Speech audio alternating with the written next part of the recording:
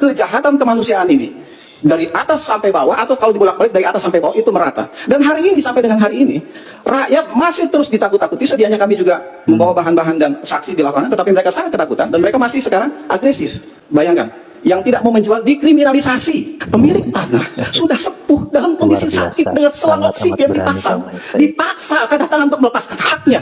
Ini zolim sezolim-zolimnya. Justru malah kadang anggota polisi yang baik malah terjerat dengan seragamnya. Ya, betul. Bapak-bapak di sini yang duduk di sini, saya tahu terjerat dengan statusnya. Betul. Semua punya kepercayaan dan punya pengetahuan. Ya. Tapi justru jabatan menghalangi bapak-bapak di sini untuk bertindak.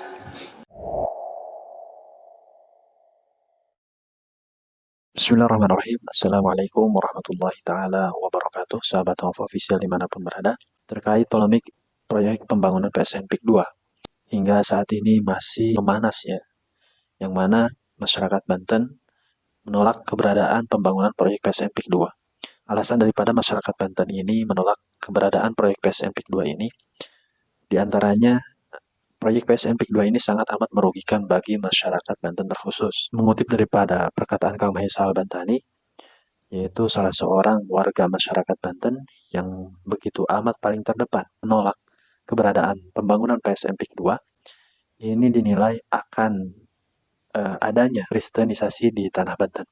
Selain daripada itu, Kang Mahesa Al-Bantani juga mengungkapkan bahwasanya proyek PSN PIK 2 ini bentuk daripada penjajahan yang nyata bagi tanah Banten.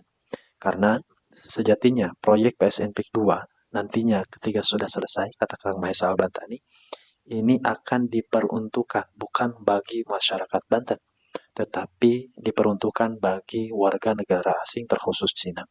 Maka daripada itu, masyarakat Banten ramai-ramai menolak keberadaan proyek PSN PIK 2. Kang Mahesa Al-Bantani banyak mengungkap hal-hal yang sangat amat merugikan bagi masyarakat Banten.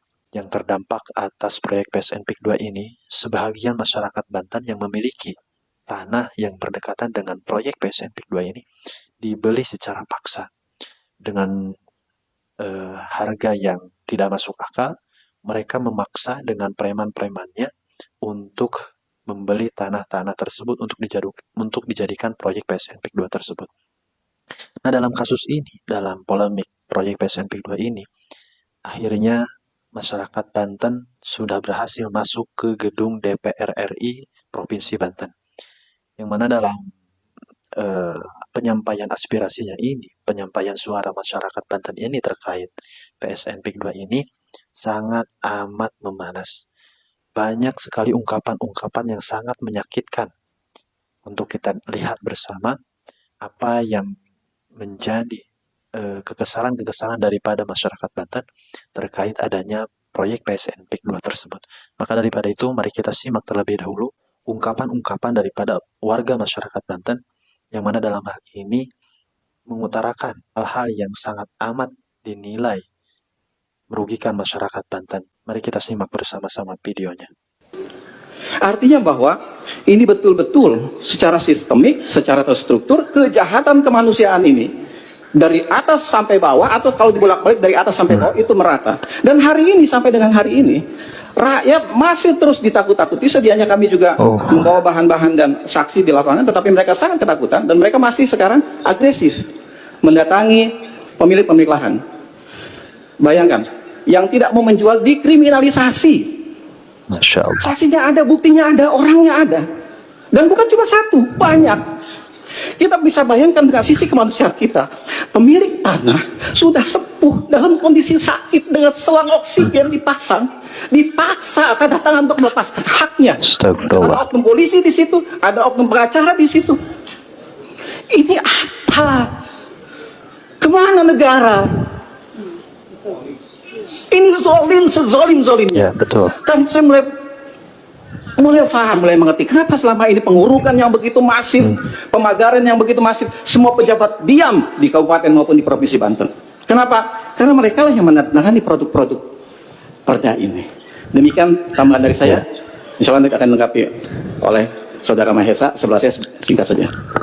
Ya, nanti selain Mahesa, izin ada dua saksi yang saya bawa. Satu, ini Putin penyampaian ungkapan daripada Kang Mahesa Al-Bantani ya, salah seorang yang paling terdepan. Kang Mahesa, silakan Kang.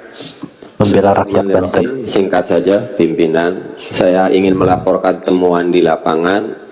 Salah seorang anggota DPRD Kabupaten Serang bernama Haji Abdul Ghafur ketika dalam rapat resmi seperti ini, ketika itu dalam kasus pagar laut, beliau hanya mengecek, meminta keterangan dari pihak desa, dari Kades. Lalu waktu itu saya protes, kenapa tidak minta keterangan dari rakyat? Apa bahasanya pimpinan? Saya takut di... Nggak tahu, yang ngomong itu anggota DPRD. Iya, makanya kita sampaikan. Seorang anggota DPRD di forum resmi, dalam rapat resmi, ngomong ke rakyat bahwa saya tidak bisa menemui rakyat karena takut di... DPRD Provinsi. DPRD Kabupaten Serang namanya Abdul Ghafur dari fraksi PKB. Itu yang pertama. Luar biasa, sangat amat berani Kang Kekuatan Mahesa. besar ini, kita semua punya keyakinan, dan justru malah kadang anggota polisi yang baik malah terjerat dengan seragamnya. Ya betul. Bapak-bapak di sini yang duduk di sini, saya tahu terjerat dengan statusnya. Betul. Semua punya kepercayaan dan punya pengetahuan. Ya. Tapi justru jabatan menghalangi bapak-bapak di sini untuk bertindak. Betul. Sangat Kemudian amat yang betul kedua, sekali itu. hari ini saya masuk di gedung DPRD ini, tidak bisa masuk karena tidak memakai sepatu.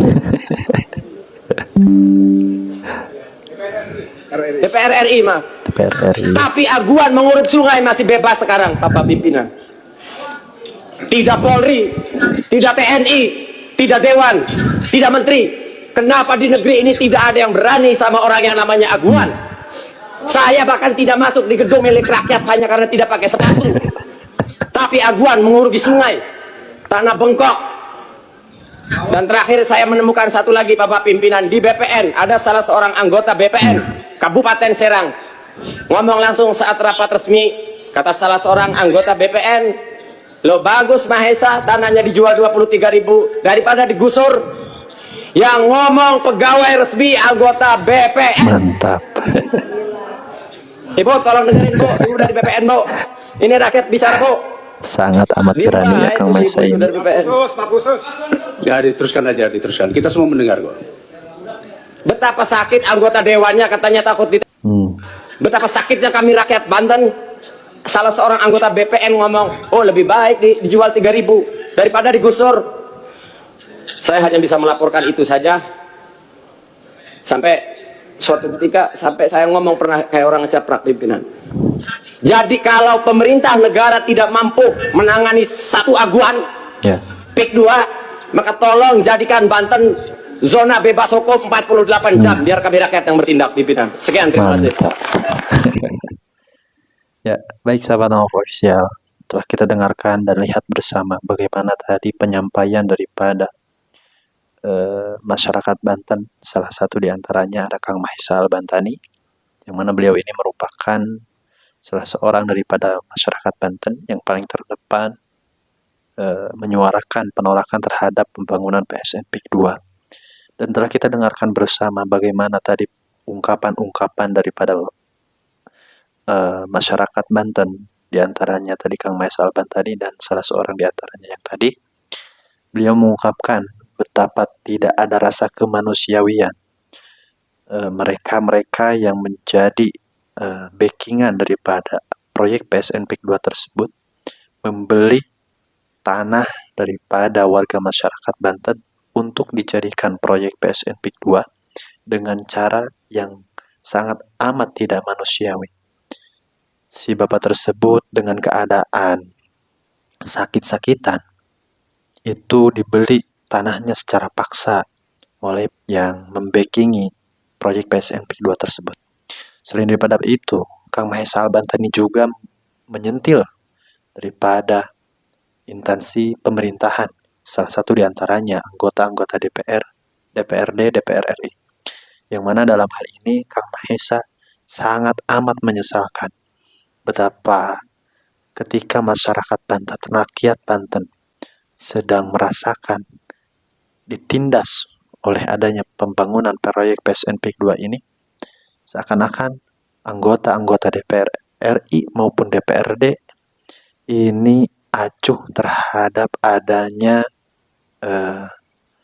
proyek pembangunan PSMPIK 2 yang dinilai sangat amat merugikan bagi masyarakat Banten ini. Maka daripada itu kita doakan bersama mereka-mereka warga masyarakat Banten yang sedang berjuang, memperjuangkan tanah-tanah mereka, memperjuangkan kedaulatan Negara Kesatuan Republik Indonesia yang berada di Banten. Mudah-mudahan apapun bentuk perjuangan daripada mereka, mudah-mudahan Allah memberikan kelancaran daripada apa yang mereka maksud tersebut. Baik sahabat Alfa Official, itu saja mungkin pada konten kali ini. Mudah-mudahan bermanfaat. Untuk tanggapan ataupun reaksi daripada sahabat-sahabat semuanya terkait video tersebut, silahkan berikan komentarnya di kolom komentar. Dan apabila konten-konten daripada channel ini dirasa bermanfaat, silahkan klik tombol subscribe di bawah ini.